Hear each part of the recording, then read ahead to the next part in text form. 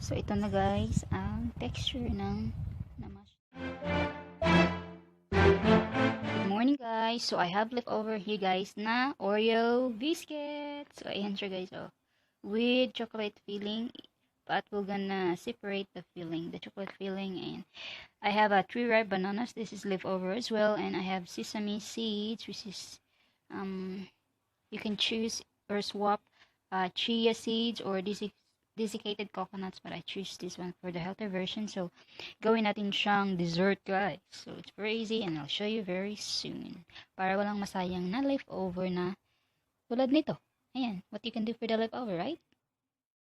So for the ripe bananas guys, so you mash it, but I'm just gonna use this tinidor for mash it.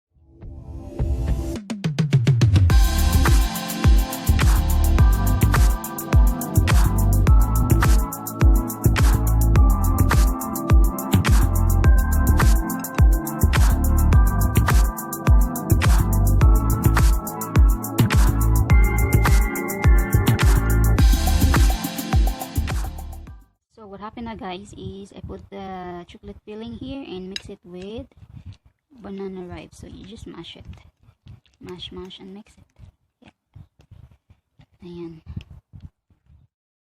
And then next step guys is i-masher natin to ang Oreo biscuit. So yeah.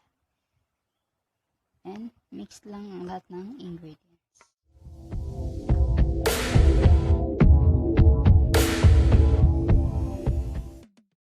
Ito na ang texture ng ating mash Oreo biscuit guys. Then combine all the ingredients. Next step guys is ihalo mo lang siya ng mabuti together. Ayan.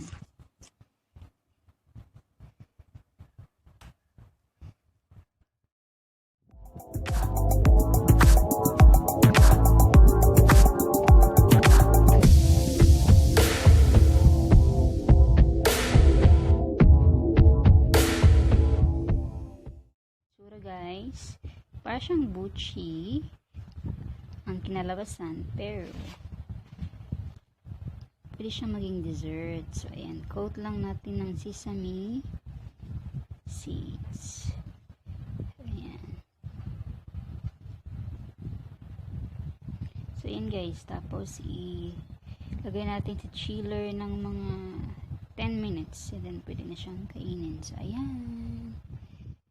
So, ito ng ating finished product guys. Ito ng ating dessert. But they have different sizes. Kasi I'll tansya lang muna. And then yeah, ayan na siya guys. Tapos lagay sa chiller and then ready to eat for dessert. It's good with ice cream. Yeah.